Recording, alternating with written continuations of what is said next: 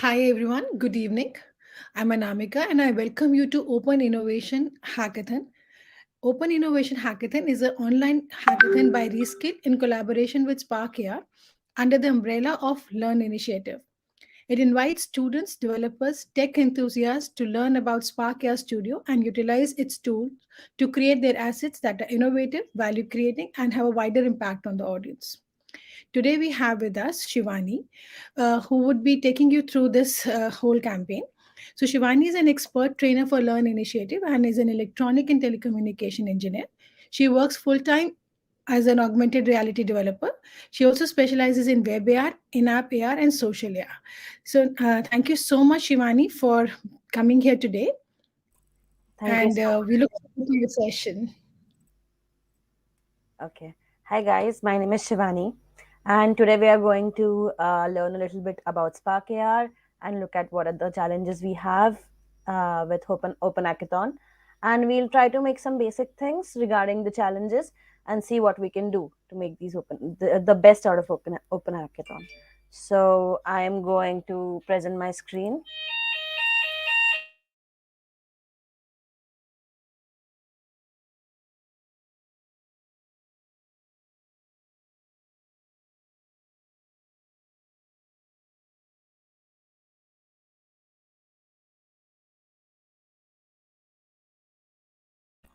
I'm sorry, there was a fire drill going on. Okay, so I have opened the Innovation Hackathons this website form, and just let's look at the challenges and everything once, and then we'll start with Spark AR. So the last date to register for this hackathon is 25th of November. I hope you guys have already started or have already registered for Open Hackathon. And there are main challenges over here for this hackathon. Number one is fashion. So the world of fashion has already begun to understand the power of AR. As you can see, a lot of cosmetic and fashion brands have now started implementing AR effects or AR lenses on Snapchat, Instagram, or making their own AR apps to showcase their fashion shows or showcase a product. So fashion in terms of fashion industry, they have already begun to accept and use AR in a very wide use cases. And coming to the next challenge that we have, it is future of festivals. So here, what we can do is there are so many Indian festivals that we have, and we can create very innovative AR effects for festivals. So, for this challenge, festivals involve light, sound, color. AR tech offers all the elements in an immersive environment. Create an AR effect for celebrating New Year's with your loved one.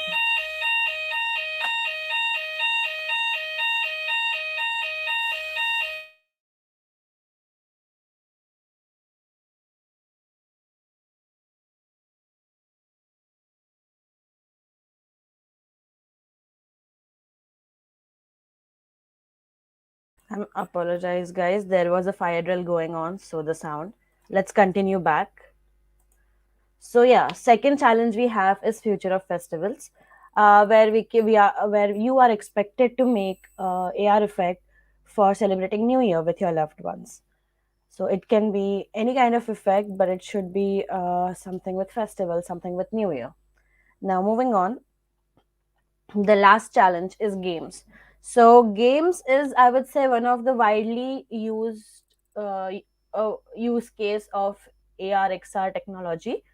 I think since the very beginning, when XR just started to come into the scene, games have been like one of the main areas where XR technology has been used, and there are various companies as well who develop games or XR games.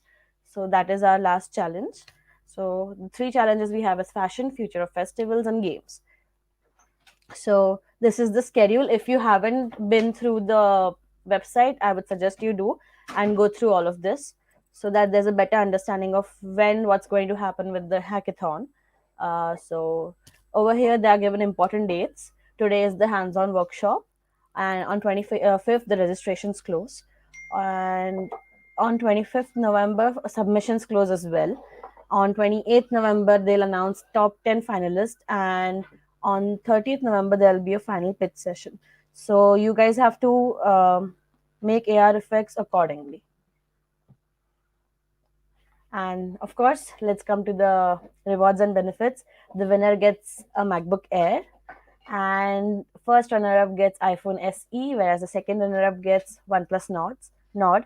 So that's these are really very good rewards and benefits that you guys are getting for this. I hope everyone registers and submits their effects. Okay, now let's move on. Let's discover Spark AR a little bit, how it works, and what kind of things are inside the software.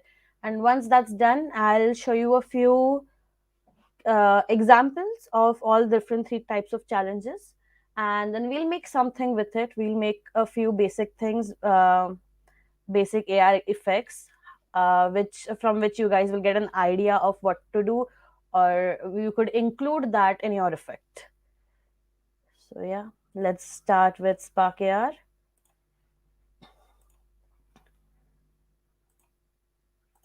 So when I open Spark AR Studio, which is now Meta Spark Studio, this is what I get. So this is the front page where you can create, where you have options of various templates.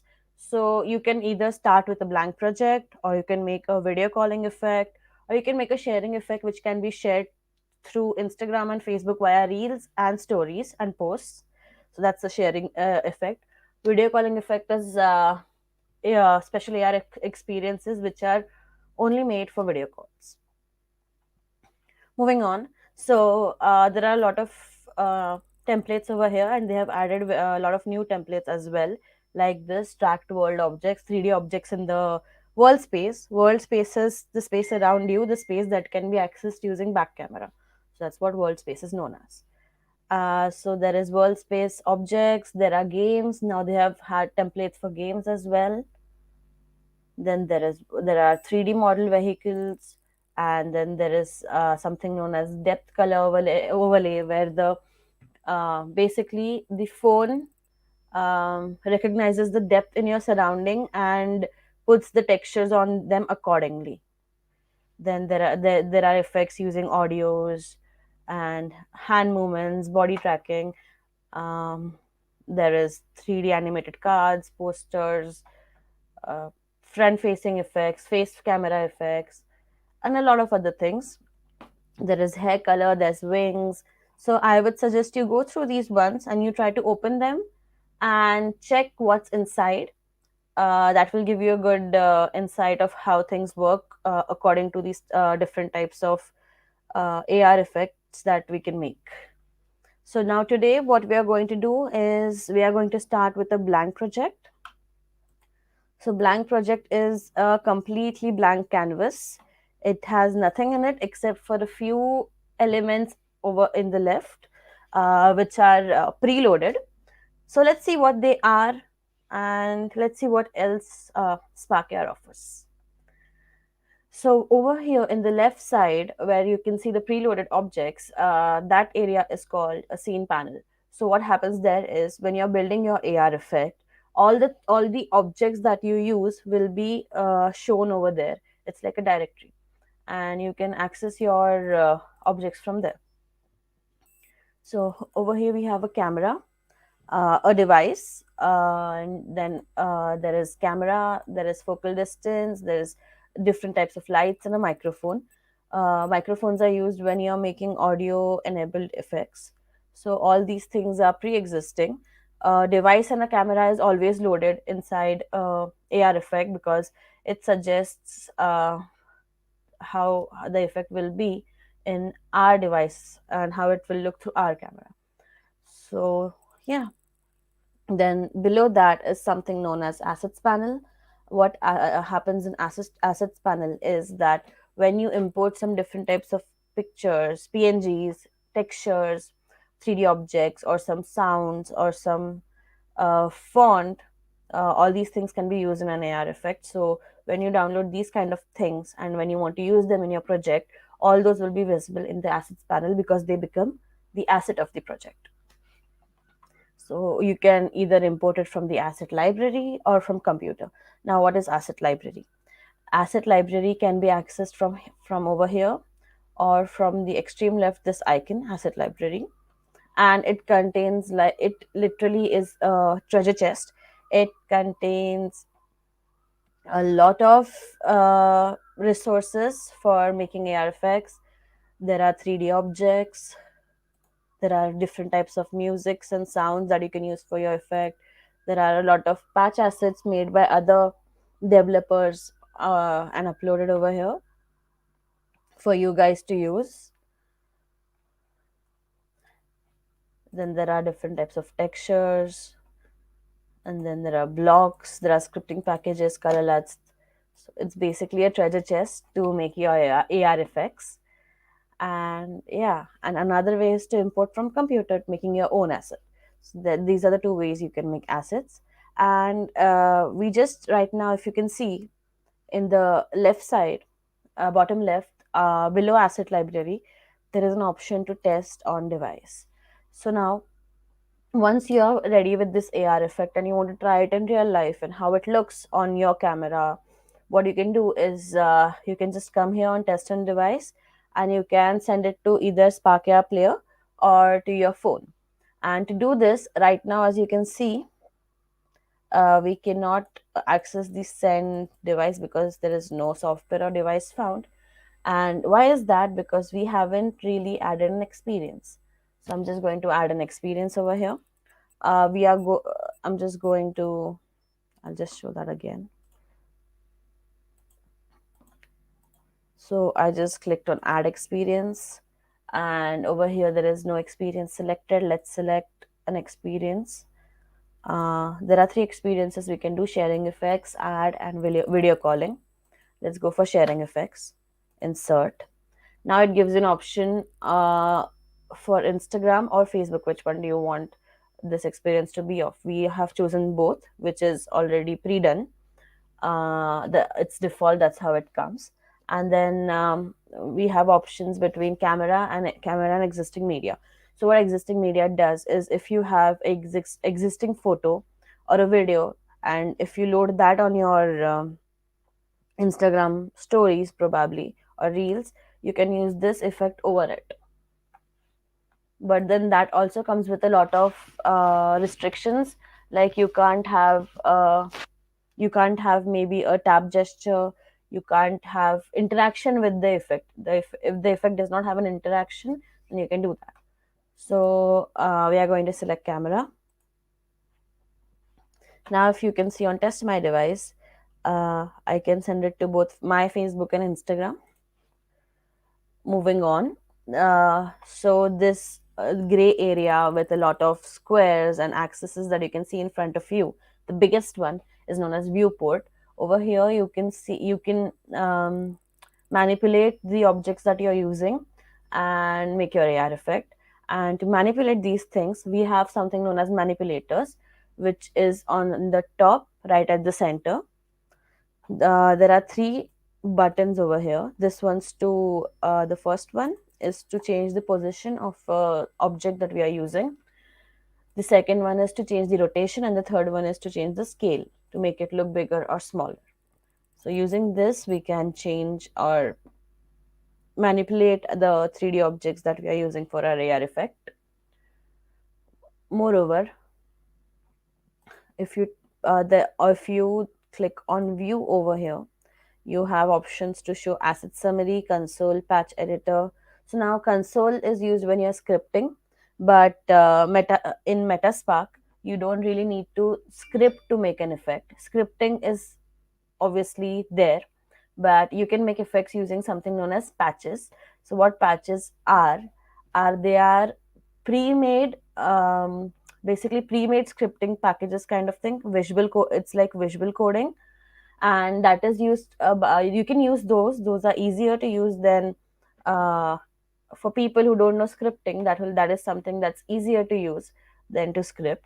And what happens at the end is basically whatever you make with these patches is all converted into a script later on, and that's how your effect works. So that's the patches. You can use the patches in patch editor, and you can use console, and then there's asset summary where you will get to know the file size of your AR effect. For Instagram, the limitation is 4 MB, and for Facebook, it's 10 MB. So if you want an AR effect to work on Instagram, you need to make sure that it's as small as 4 MB. So that's something you can do from here. This is the asset summary. Right now we have 1.1 KB project file, and you can see how much the weight of the file is on various type of devices like iOS, Android, old Android. And then let's see what a console is. So over here you can see if there are any errors or warnings in your script after you run a script. And then there is patch editor. So this is the patch editor. This is what we are going to be using today as well, because uh, you can basically make a lot of things using patches as well, and it is easier consider in with respect to more, it is more generalized, rather everyone can use patches and you don't need to know coding for it. Okay, now let's see what else we have over here. Oh, you can see me in this window. This basically is a simulator, a phone simulator, your device simulator. What happens here is you will see how this AR effect that you're building will look on your device. So you can also change your model if you do from over in the from the left corner, top left, or from over here. And there are various models they have moving their head so that you can test your effects. Then these are for body tracking, hand track. There are some for hand tracking. This one's for hand tracking. This is for world objects. You can use one of them as well, or else you can use your own camera to test your devices. Moreover, you can also change the size of the sizing ratio of the device screen. So, for example, there are two different phones will have two different sizing ratios of their screens, of how big the screens are. So depending on that, how your effect looks, you can test that using go by going over here. I'll just show you again these three lines. Click on them, and then you have options for iOS devices and Android devices. You can select them and try how your effect looks on them. Okay, moving on the right side we have a properties panel.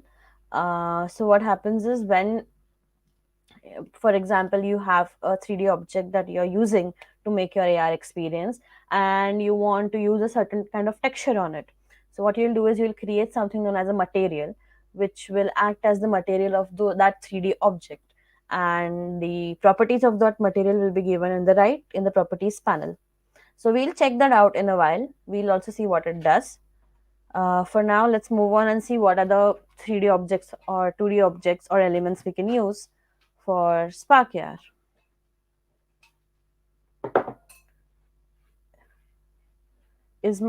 I just want to check, is my screen visible? Yeah, it is. Okay. Yeah, you're visible. Okay, okay, great. Just a second. Okay. So moving on, let's see what other kind of 3D or 2D materials objects we can use for this effect. So let's go to your scenes panel. And in the scenes panel, you see there's a small plus. Let's click on that. And when you click on that, you see there are a lot of objects. Let's just go inside and see what these objects are. So in Metaspark, there are basically about 5 trackers that you can use. So there is a face tracker which tracks your face. Then there is a plane tracker. The plane tracker tracks the area, the planes around you. So plane tracker is mostly used as world effect. And what world effect is that world effect basically captures the world around you using the back camera of your phone. Those are known as world effects. Then there is a target. Oops, I'm sorry. Then there is a target tracker. What target tracker does is you can trigger or activate an AR effect using any kind of uh, 2D picture or 2D plane. So there is a 2D no 2D image. So there is a 2D image that we get. We can choose, and we can activate an AR effect using that 2D image. But the 2D image has to have design, and it should not be plain. So, for example, if you use a white paper as a plane as a target, I'm sorry, so the that won't really work because it does not really have any designs or any specifications that the machine that the AI can look at and decide, yeah, that's my target. So it has to have some kind of design on it. That's how you can use a target tracker. Then there are hand trackers. What hand trackers do is they track your hands, and yeah, you can make effects using your hands with it. Then moreover, there is also body tracking, where you can track your whole body using a Metaspark. And moving on, there are two different types of objects that you can use in Spark AR. One's are 3D. 3D objects are basically, they're not just 3D models. When you say 3D objects, there is face mesh, there are planes. All these 3D objects, what they do is they can be manipulated in X, Y, and Z axis, and that's why they are 3D planes. And similarly, we also have 2D objects which can only be manipulated in X and Y axes. So, for example, you can see there are a lot of objects over here. Let's choose a plane. A plane is a 3D object. So, you can see it has three axes, X, Y, and Z, and it can be. I'm currently using the position changing manipulator. I can move it in in the Z direction, in the Y direction, also in the X axis. So this is a 3D plane that is being used. And similarly, we have something known as 2D rectangles. So when you click on a rectangle, you'll see we have also gotten a canvas. What canvas does is it's basically a container for 2D objects, and you cannot use a rectangle without a canvas. So you always need to have a canvas with your rectangle. And over here, if you see, you can only access it in X and Y directions. You cannot move it in the Z direction. So that's a rectangle. Rectangles are used for, they are mostly used for 2D text. You must have seen those date and day kind of AR filters on Instagram. Those kind of effects can be made using 2D rectangle or a 2D text. And then there is 3D text, which is similar to 2D text, but it only has Z axis. So it's that's why it's 3D. You can scale it or manipulate it in Z axis as well.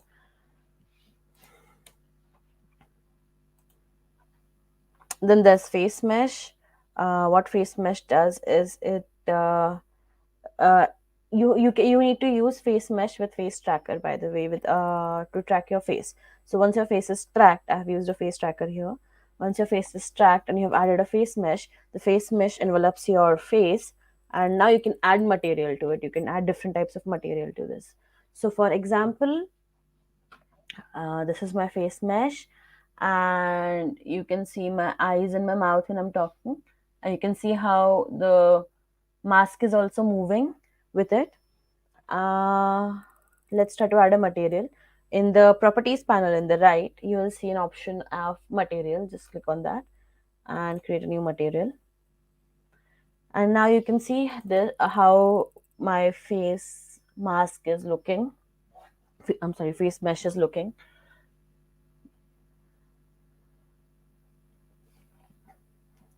Yeah, so this is what it does. For example, let's just say, uh, let's just color it, or you can make it a little, you can just adjust the materials and make different kind of AR effects. Like over here, it looks like there is some shiny plastic like thing on my face, for example. So this has been done by physically based shader type. Now coming to these shader types, let's talk about them quickly. uh, there are different types of shader types that we have for our materials, and these shader types uh, basically enable us to these shader types basically, what they do is they decide how the light falls on this object, on this 3D object that we have on our face. So there are different types. There is flat, there is standard, there is physically based, there's face paint, there's blended, there's shader assets, and there's retouching. So let's try first with flat. This is how your face mask mesh starts looking when it's put on flat shader type.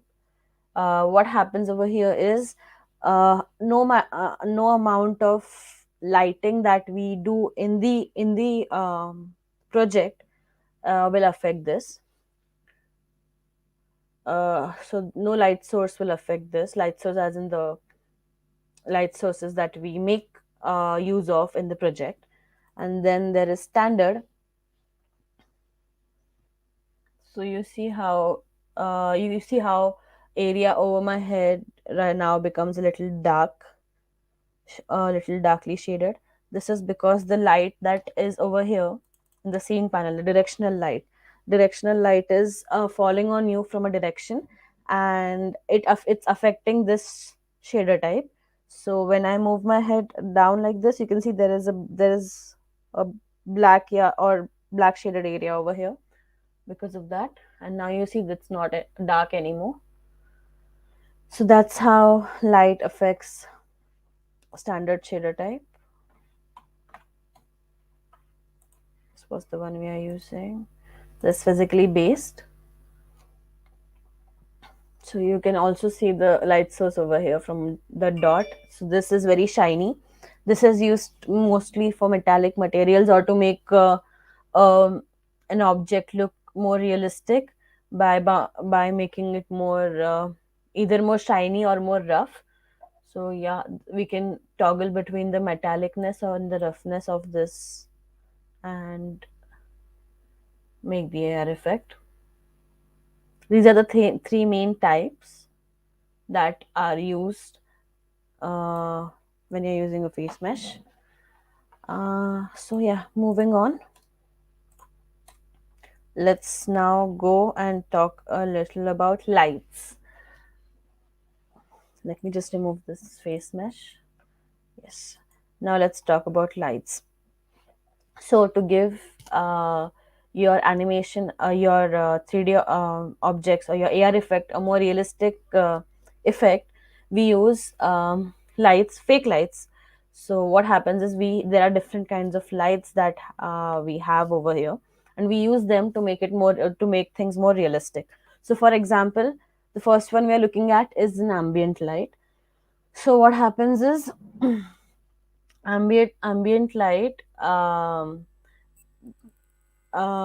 it's what it does is it gives a constant amount of light to in all the directions to each and every object that we have. So the thing that happened with the standard shader type, where my eyelids were looking a little darker when I looked down, that won't happen with an ambient light, because it does not, it just gives equal amount of light source uh, to the whole scene, I would say. And there is no source of this light. So this light does not have a source. It exists everywhere, and it just gives you equal amount of light. I hope that's clear.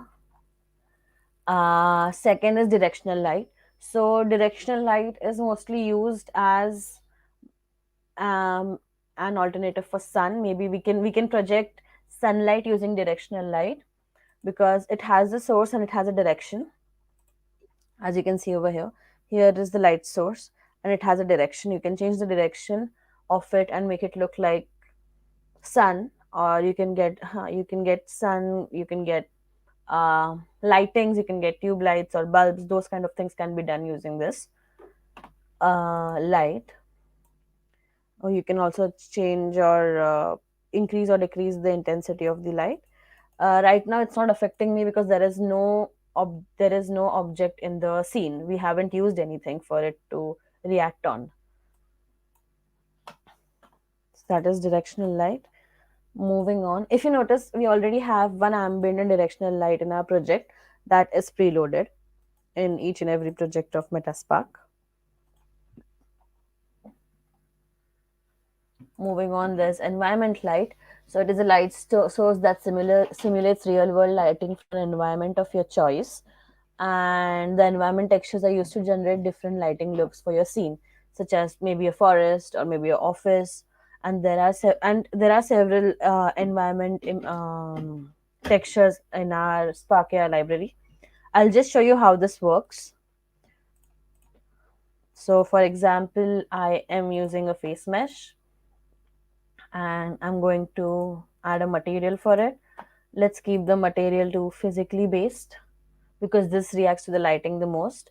And you can see our directional light on the forehead, how it's reflecting on my forehead. So now what we can do is, let's go to assets library and let's go to textures.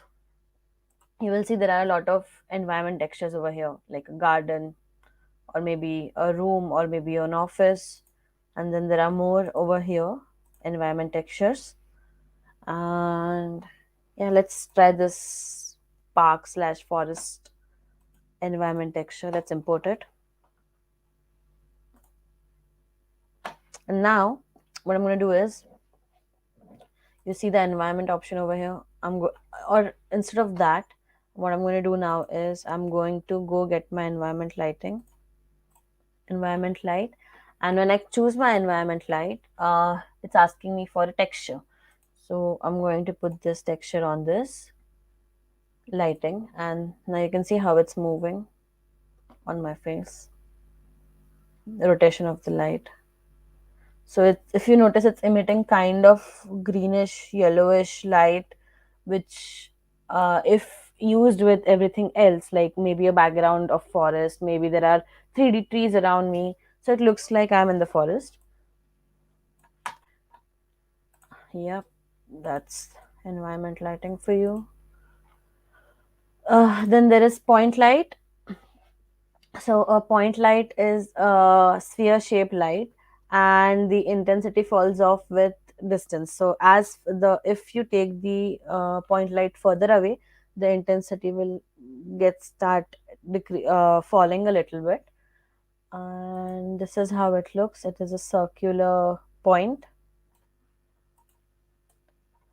uh, yeah. And then the last one is a spotlight, which is cone shaped, and it's placed at a specific point at the scene, and it shines a beam of light within ranges defined by two cones. So outer cone and inner cone. So you can see there are two circles over here. That's where the light intensity. You can change the intensity of lights over there. You can increase the outer angle or decrease this and make it very sharp and pointed to like one place, or disperse the light a little bit. You can play with this. And this is spotlights are mostly used for things like maybe headlights of a car. Spotlights can be used for that. So moving on, we have done 3D objects, we have 2D objects, all kinds of trackers, lights. Now there are two different types of effects that are left over here. Number one is speaker. So what speaker does is basically what speaker does. If you're using a effect which uses sound and you want the sound to be played at a certain time, so you can use a speaker. So due to the speaker, the user will be able to hear the sound or the sound effect that you're using in your AR experience. That's what a speaker does. And it has to be connected to a playback controller, which will help you with playing the clip, the sound clip that you're using. Moving on, particle system. Uh, it is basically it. What it does is it produces a lot of 2D um, rectangles or 2D objects in a great number. So this is used for, you could say, to make snow, to make rains. We are going to use it today to make to make to see how it looks as a world AR effect. So that's what particle system is. So yeah, and then let's go to the patch editor once. When you right click on patch editor, you get a lot of different kinds of patches, and there are some for animations, for audio, for your device, for your body landmarks, face landmarks, interactions. Like if you blink, the AR effect is triggered, or basically triggering interactions that we have. So you can go through this once. Now, what we're going to do is we're going to look at some AR effects for specifically for our challenge, and then we'll make some. And then, if you have any questions, meanwhile, you can keep typing them in the comment section, and I'll look through them. So yeah, let's go back to our web browser.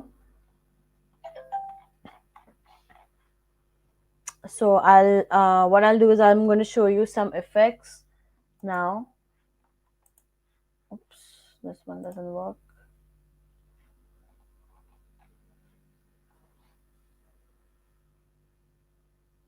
So I'm showing you some effects, some effect ideas you can implement in your AR experiences, and this is one of them. This is like an AR glass that you can use, and then there's this one where you are using a cowboy hat, glasses, and a scarf. Then you can also play around with the clothes that you're wearing and project different designs on them. This one.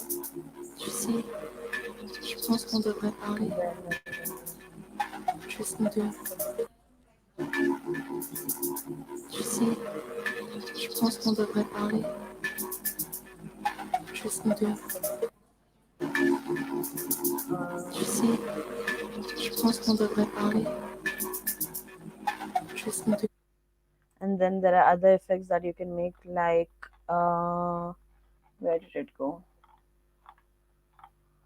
This one you can see.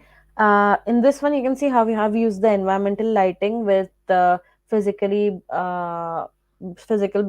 shaded blender type to make this beauty AR effect. So yeah, you can make different kinds of AR effects for beauty like that, and it doesn't have to be a face tracking one.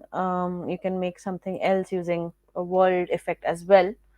And then this is one for New Year's. You can use for the second challenge that we have, which is future of festivals, and we are looking at New Year right now specifically. So this is one I thought you guys can see.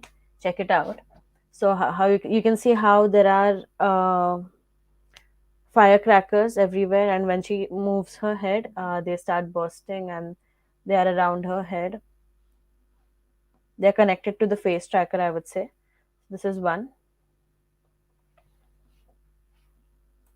Then this one is when they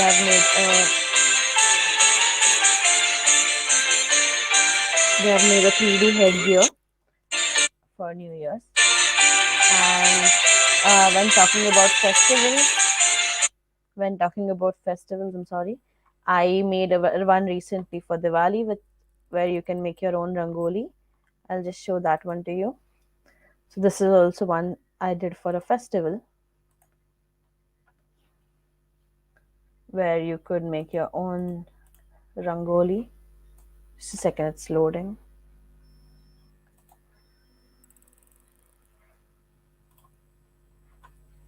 Yeah. You could add color to the different layers, and you can choose your own rangoli using this effect. And the last one is games. So I'll just show you some examples of the games. This is one where you need to this is one where you need to use your back camera and move around in your house to look for these cups, and when you find one, just tap on the screen and you can shoot one of the ice creams to the ice cream scoop, to the ice cream cup, I'm sorry. So this was one. Then another gaming effect I want to show you is this one. So what happens over here is, this again is a game using back camera in the world space, sorry.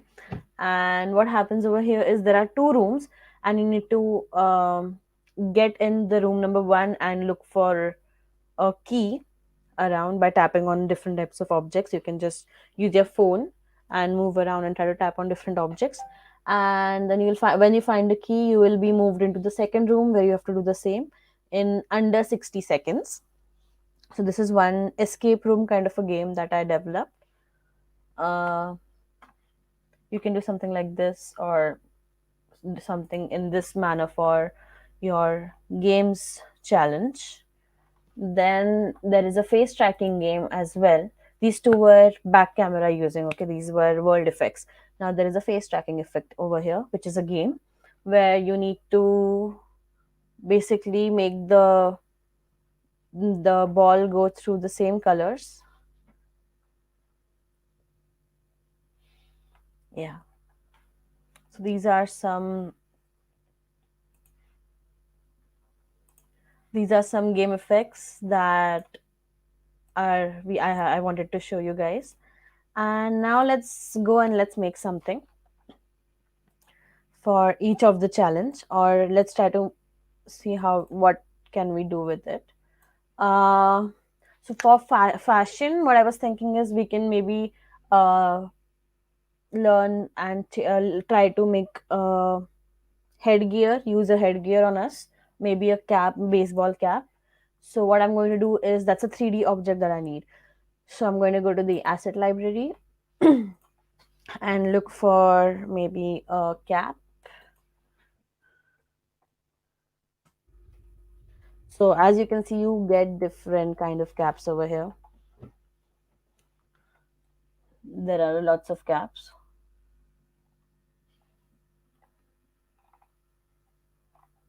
Let's just choose one for now. I'm just choosing this one, baseball cap, and I'm downloading it. This will get this 3D asset right into my project.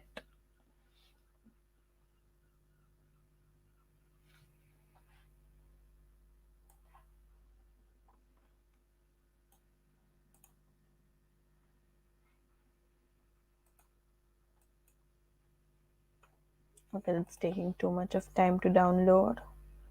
Maybe the file size is too big. You can try this one as well. Tennis cap. Okay, this is done.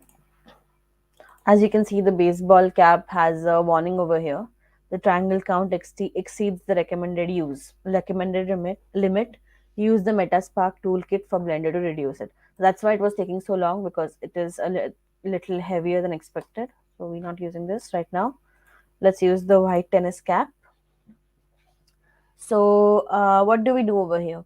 Firstly, we are going to use a face tracker, because this tennis cap is going to be tracking our head, tracking our face. And so, yeah, we are going to use a face tracker.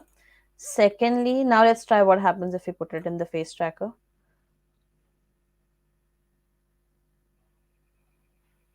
Okay, this is, you can see the 3D model is way too big in size.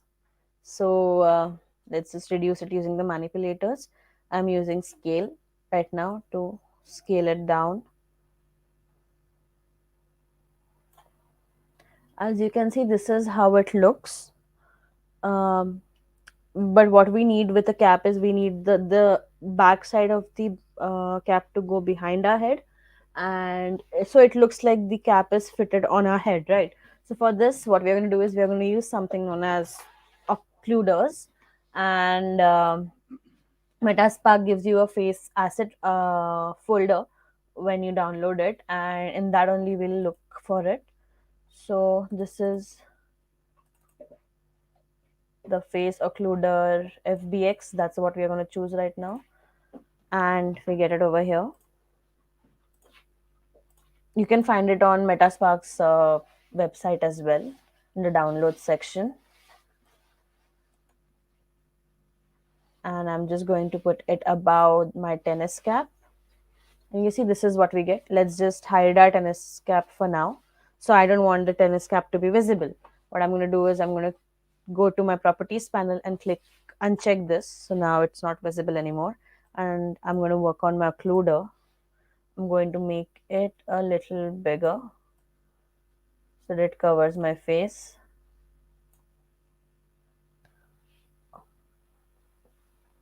So now you see it's covering my face now. The occluder is also in face tracker. Okay, so this is step one. Step two, what we need to do is we need to make sure that this occluder is invisible because we don't want everyone to see this right in below the cap.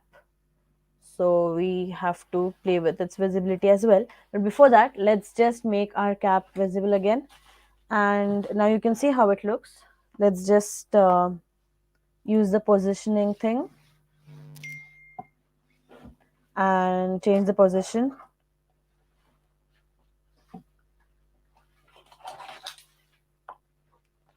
I'm just going to drag it in the Z direction a little bit and take it upwards.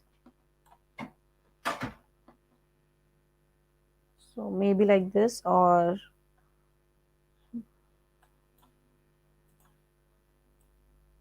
increasing its scale to make it. So now you can see the band is wrapped around the occluder's head. So this looks more realistic, I think. Let's just see how it looks. Now what I'm going to do is, firstly, I'm going to change the rotation to 0 because, oh no, we don't want to change the rotation to 0, my bad. Okay, now what I'm going to do is I'm going to go to the head occluder and I'm going to find its material, which is this one. So let's go to the material and let's change the opacity to 0. Okay, what happens right now is it should have been invisible by now, but it's not. And the reason to this is the blend mode is put as replaced. We have to turn it to alpha, and now you can see it's not visible anymore. We have changed the opacity to 0. And now, yeah, now let's just make our tennis cap a little better.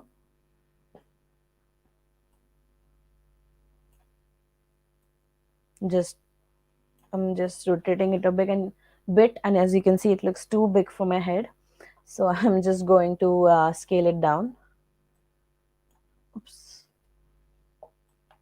So I think this looks good enough.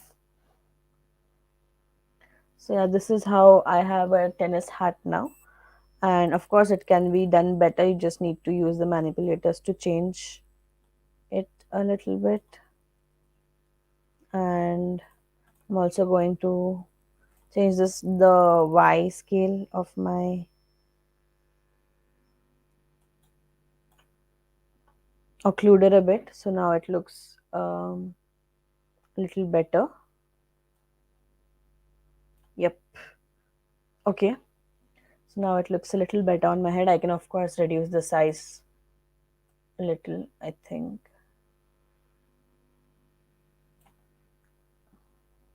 So now I have a tennis cap.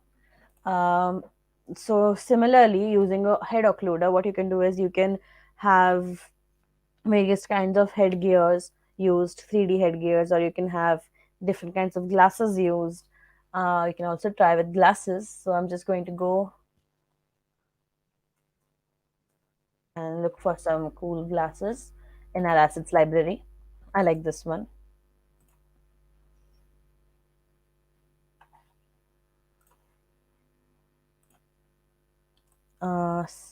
We are going to do it similar to what we did with the cap. Um and we have placed it in our scene panel. I'm going to scale it a little, and I'm going to then reposition it in front of my eyes.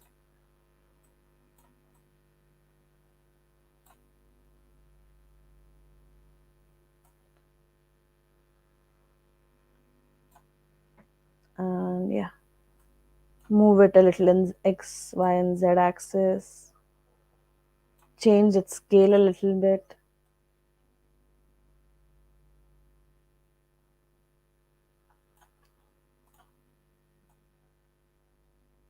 And now I have these glasses, heart-shaped glasses, on, changing the rotation a bit to make it look better. Yeah. So now, as you can see, this line, it feels like it's going behind my ears, and you just need to scale it properly and position it properly for it to look like this. And yeah, this is how I have used the glasses and headgear in my effects. You can do this for fashion effects. You can change them, you can change the material, you can change the colors of the material. So for example, what we can do now is, let's go to a patch editor,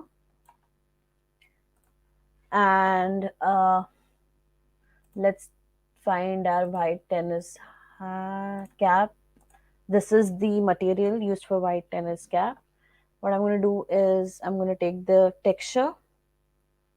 There's an arrow node, this is known as node, there's an arrow over here.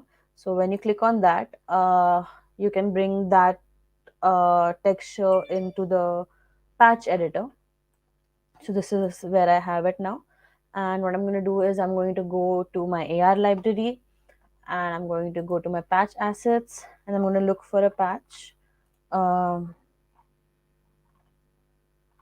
for coloring it in different colors. So maybe this quad gradient, and I'm going to download this.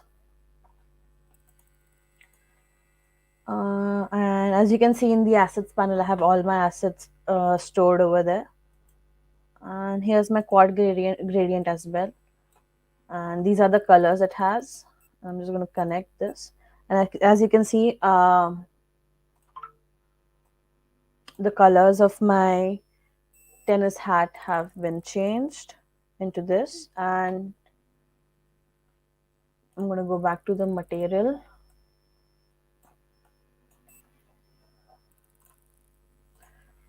and change it from physically based to flat, and then use the texture. Yeah, so now it looks like this. And I can also change the blend modes. Yeah, this is a way you can play around with the materials and the textures you're using for your AR effects, and you can make some other different kind of AR effects for this. Moving on, I think I like this look. I'm going to keep it. And now what I'm going to do is, I'm going to move to making a world AR effect for future of festivals. So for future of festivals, you can obviously do different kind of things. There is no limit. There's no compulsion that you have to use plain tracker, or you have to use world object. You can make a face tracking effect as well. Like you can have some 3D earrings on, or maybe some headgear, or you can also use some makeup or maybe 2D games to do it. But right now, what we're going to do is, we're going to try to make a world effect. So for that, I am going to get a plane tracker, and I'm going to change. Yeah. So first, I'll just show this to you. So if you can see, when we clicked on plane tracker, there is a marker over here on the back. This basically depicts the area which will be shown by the back camera of your device. And let's just use a back camera. So these are two options we have. Okay. Uh, yeah. So what we are going to do now is, let's try to get some particle systems, the emitter system. So as I introduced it earlier, emitter system, what it does is it produces a large number of 2D objects together, and you can make things like rain or snow or things like that. Or you can also use it for this effect. So when I click on the emitter, this is what it looks like. This is the emitter that we get, and it's currently emitting all these 2D planes from one point. That's why it looks like this. But what I want to do for my a world AR effect is I want the type to be changed to rather a plane. So I'll in the properties panel, if you see under the type section right now there is point, and when I go click on the drop bar, you can see there's line, there's plane, there's ring. There are different types of starting points for this emitter, and we are going to use a plane. So this is how it's changed. And as I'm using a world effect, I want it to be a little larger, so that when I move my camera around, I will see the emitters being emitted in all directions. So I'm going to, sorry, size I'm going to change to 5 or maybe 2. 5 is a lot. Yep. But now when I try to move it, you can see how it's everywhere. But just there's one problem. I have used the emitter under face tracker and not under plane tracker, and we need to use it under plane tracker to make it into a world AR effect. So now you see,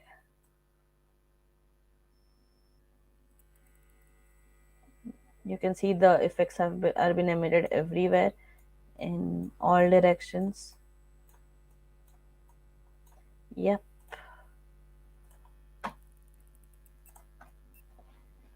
Okay. Moving on. Now, what we when we use emitter, or when you are using a emitter or a particle system in our project, once we have you put it in the scene panel, we need to now tinker with its go through its properties and make it the way we want to. So currently I have a plane over here. Then I've changed the sizing to 2:2, and the space is world. You can also have local space. Now birth rate is 20, but as you can see, there are hardly any particles that are visible right now. Only a few we can see. So maybe I'll turn this to 25 and see what happens. And spray angle, we don't want to change the angle of the spray. We can change the angle of the spray as well to probably make something like a confetti or things like that. But currently we don't want to change the spray angle, so we are not touching it right now. Now we're directly going to the speed, and I want the speed to be a little lower. It should feel like these particles are basically floating in the air instead of moving up so fast. So let's just try to make it to 0.1 and see how it looks. It slowed down a bit, yes, but not as much as we want. We'll come here later again. Let's see scale. For now, scale is fine. We'll change that later. Uh, let's go to lifespan. So currently lifespan is 0.4 seconds. But since I'm using this emitter in a world space, I want uh, the particles to stay in my world space for a little longer. So I don't want it to end at 40 seconds. I'm going to change it to 30 seconds so that it's they don't really die sooner. And as you can see now, you can see the effects going all the way up, the particles going all the way up, and you can also see more of them now. So yeah, this is what I wanted for the first parts. Now what I'm going to do is I am going to add a material to this emitter. So going down and I'm clicking on material, create new material. You can also name them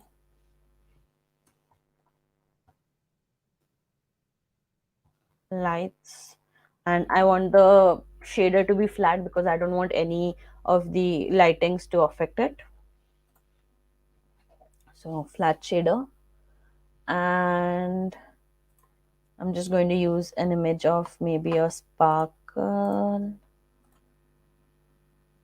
So I've used an image of this sparkle right now.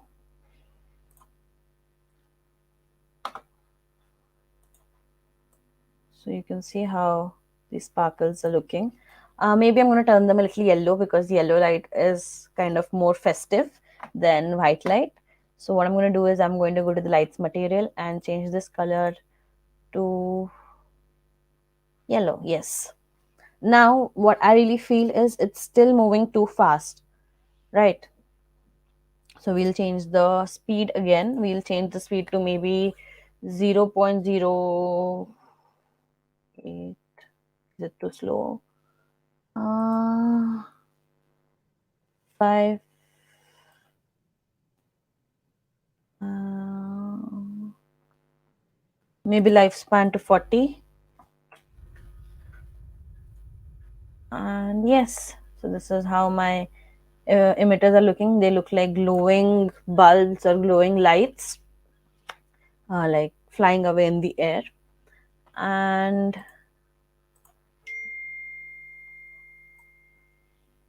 this is how they are looking right now.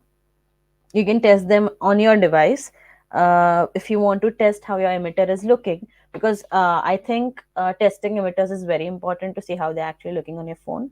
So you can just go to test on device and you can send it to your Instagram or your Facebook, and you can access it via your Instagram or Facebook and then check out how it looks. Moving on, this is first part of what I wanted to do with the world air object. And now what we can do next is we can maybe look into our 3D objects if we have something we want to use. As you can see, there are like vast variety of objects over here. You can just type maybe new year and you can get some assets if you're not into 3D modeling, that is.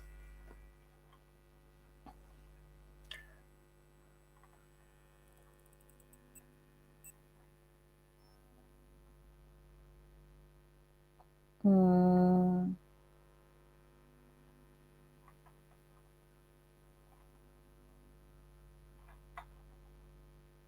So I really wanted to use this decor,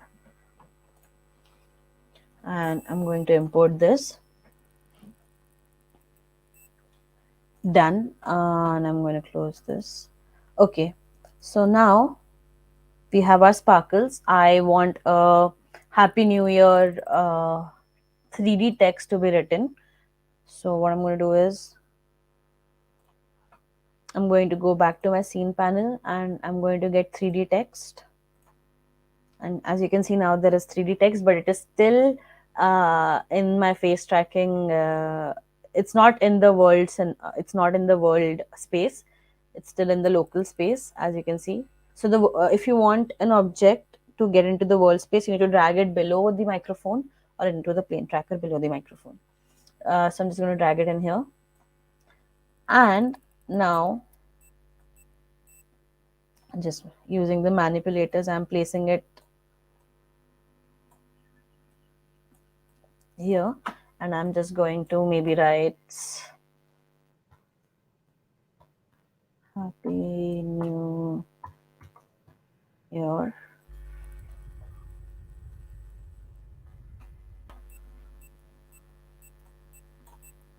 So you can look at it like this. See, it's in its position. You can move around your device. So basically, right now, what I'm doing is I'm moving around my device, this to see how it looks. So this is how it will look upwards right now in the sky. There are all these particles flowing up in the sky, and then here on the ground there is a Happy New Year written for me. Now I want to change the color again of this, make it more festive. It not necessarily needs to be yellow, it can be any color. Okay.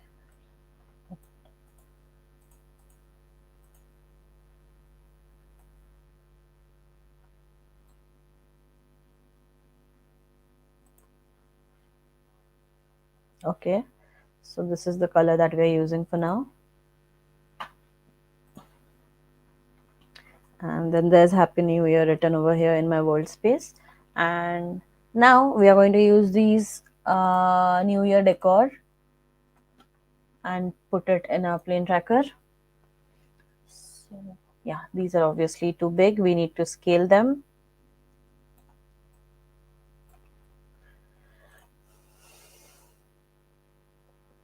I'm scaling them down.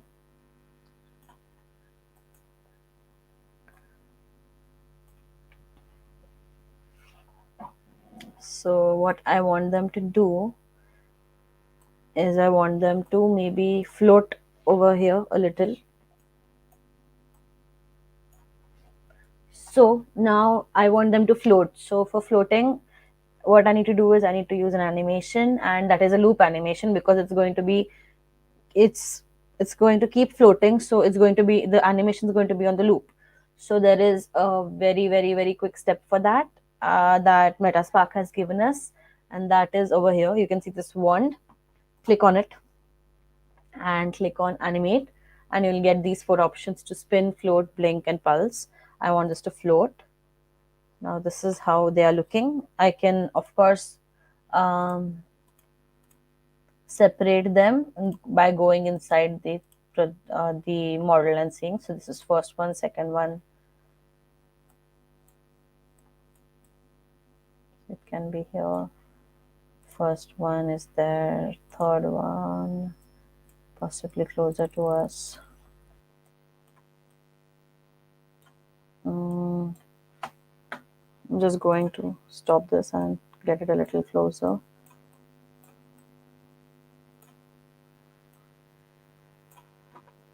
Make it a little smaller. Similarly, this can be.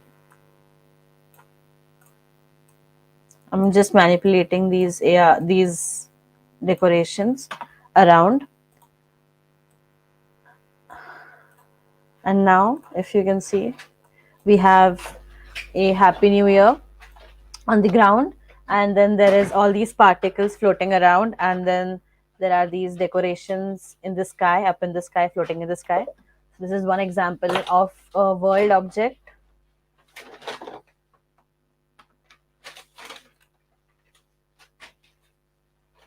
that we have. This is how you can make it, and then you can just share it to yourself on Instagram to try it out and how it works.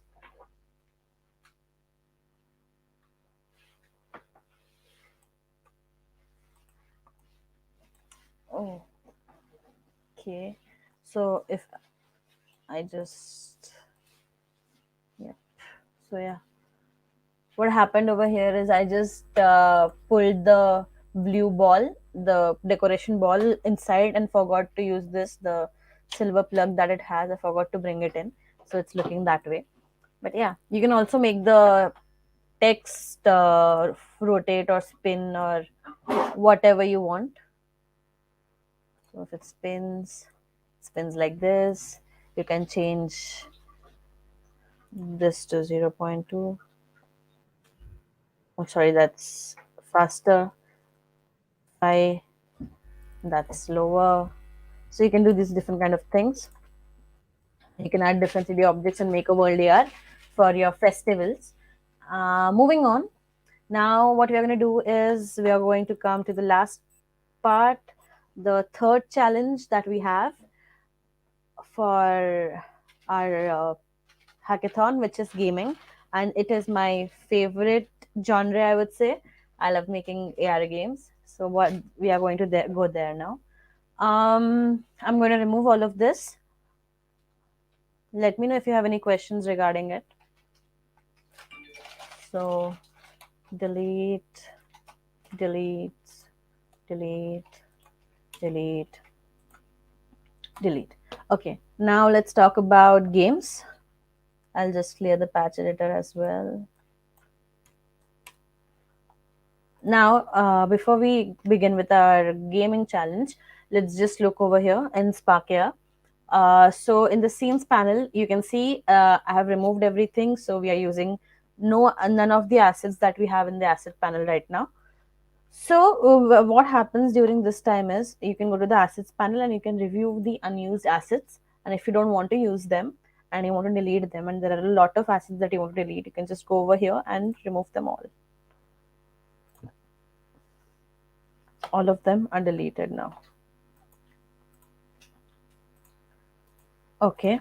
Moving on, let's go to the third and final challenge, which is the gaming challenge.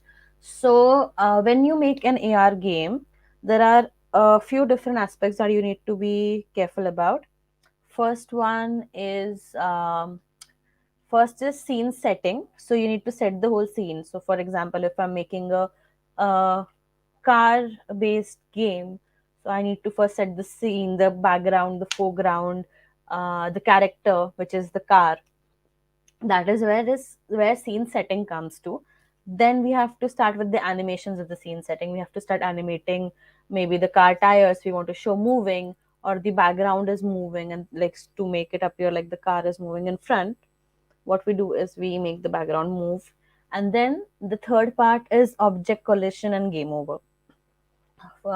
Game over logics that we have to make. So what we need to do is we have to have two set of pointers elements in our games. First one is when the user, the car, when it hits a coin, we'll collect a point. That is a positive collision.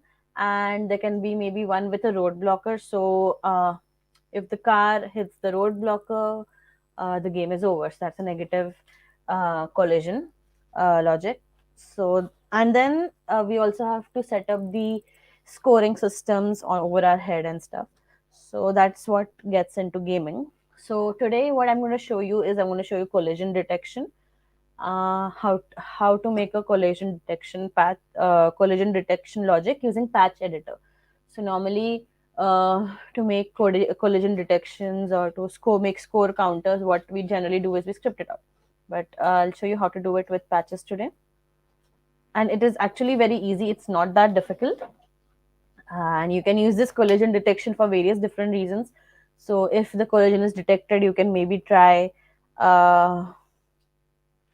changing the color of the effect. You can do various other things using the same logic. So for that, first what we are going to do is we are going to get two 3D objects from the assets panel. One will be our collision object element, and one will be our hero of the game. And let's just see.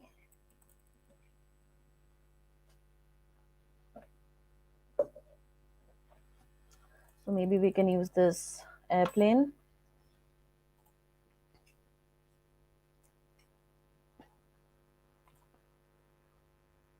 And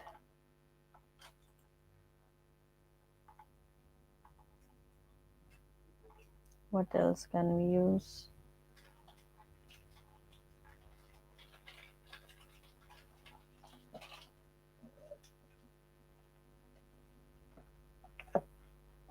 Let's use any circular object like a ball, which will be the collision element.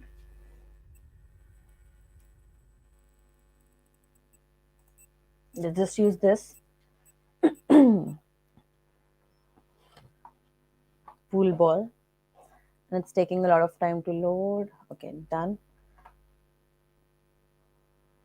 So now I'm going to show you a face tracking game effect.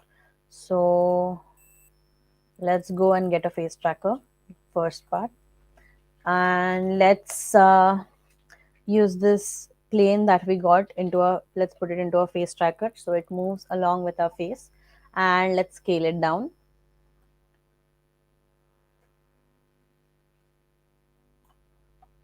I'm scaling it to this size and changing the rotation,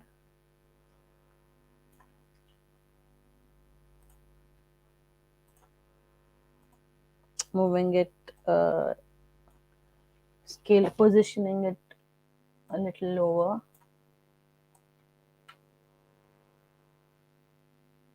Okay.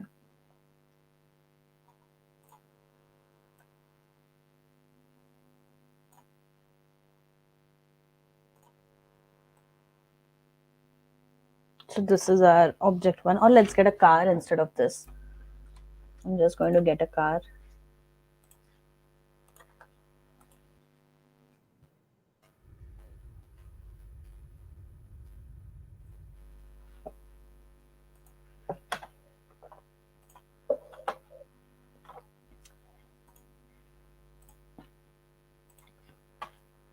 Okay. Uh, I'm going to manipulate it, rescale it, and stuff. For some reason, I cannot see the textures used over here. Mm.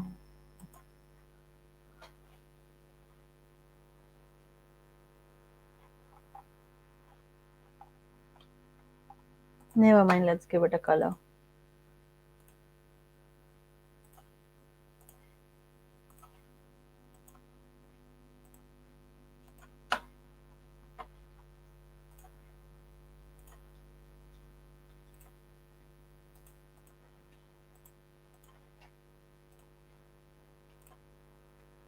Yeah, so now I've changed the black color to white so that we can see it.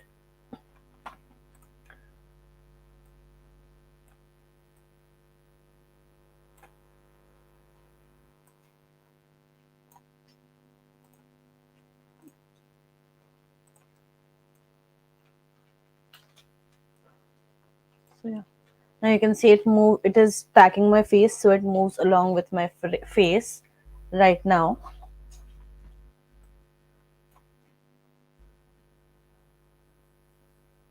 And what we'll do now is we'll get the pool ball also in here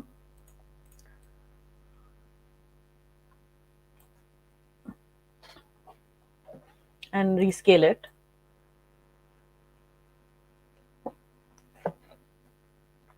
Okay. So what we want to do is when the pool ball comes close or hits to the car, there should be some trigger. That's when the two objects are colliding with each other. So where's the pool ball? Let's just keep it here for now. This is not exactly how you will make a game or how you'll set it up. I'm just because we don't have a lot of time, I'm just taking two objects and I'm going to show you the collision detection real quick. Okay, so we are going to go to a patch editor. These are the two objects that we have, and I'm going to get them in my patch editor. And now what I'm going to do is I'm going to sorry connect them to global transform. What global transform does is it gets out the position, scale, and rotation of a 3D object into the patch editor.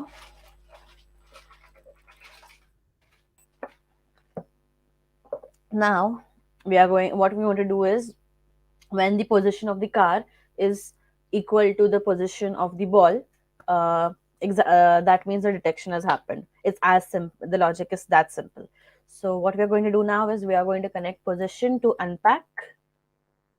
Um, so when we unpack it and keep signal as vector 3, what we get is x, y, and z of the car. And similarly, we'll unpack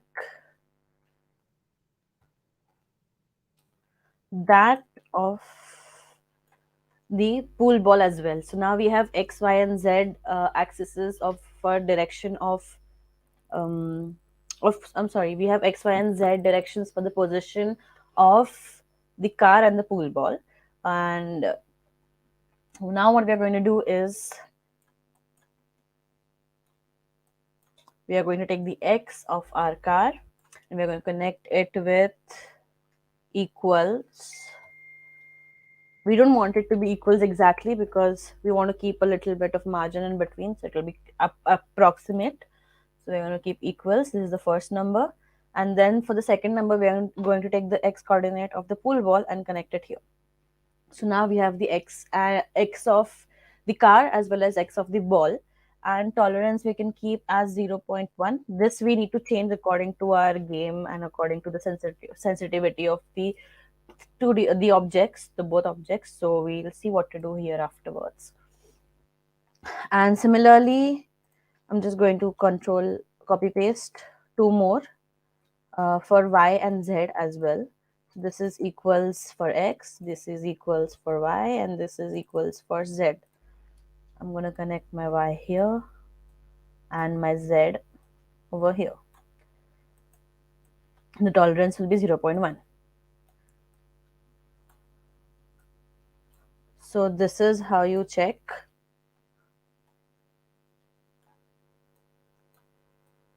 So now what we can do to test this out is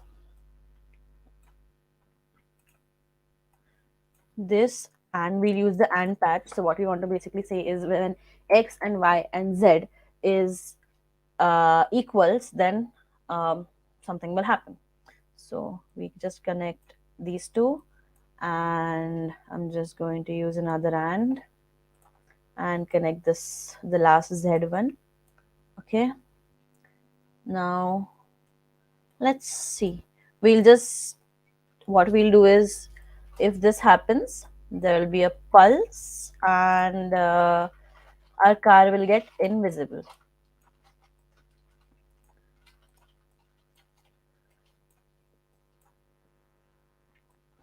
Okay, let's try now. um So this is basically our logic right now that I'm going to show you. This is the object collision detection. What happens is we take two objects, we use global transform, and we unpack their coordinates into x, y, and z axes, and we make sure that we use this equal patch, and not equals exactly. We use equal patch with tolerance around 0.1 or 0.2. And what we do is we connect the x axis of the position of object 1 and object 2 together, and similarly we connect y and z as well, and we then connect those to the and patch. So what happens is if these are equal, so something will trigger. So the object detection will take place and you will be notified of that. So you can either put a counter in front of it and make score logic, or you can just put a game over logic in front of it. And so yeah, let's try refreshing it.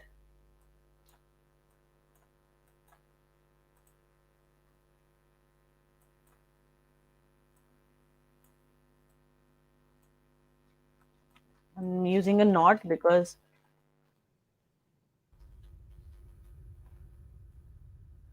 yeah, I'm using a knot patch over here because by default, when you connect anything with a visible patch, it goes off. So I'm going to now turn this. Okay, now let's try it. This is my pool ball. I'm just going to. I hope it's visible.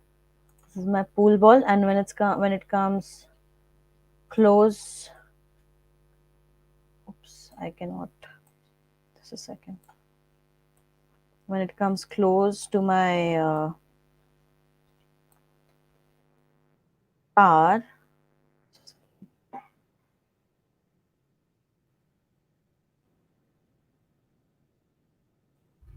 I'm just going to change the positions first.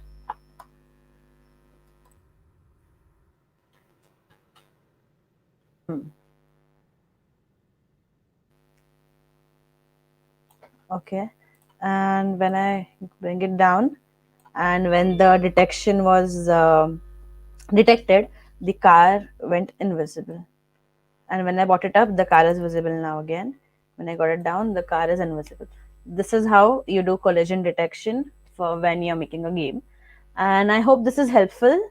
That's all from my side today. You can, of course, put in your questions in the comment section, and I'll try to reply as many as I can.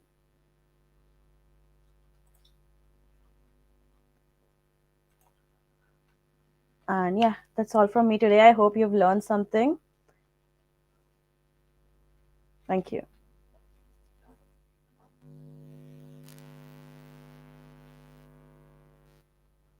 Hi, thank you, Shivani.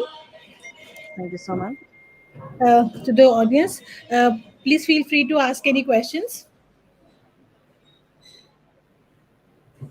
And in case there are no questions, I have shared a submission link with you in the chat here. The last date is 25th, and we look forward to your participation. And thank you so much, Shivani, for your time today. Thank you. Thank you. Thanks, dear.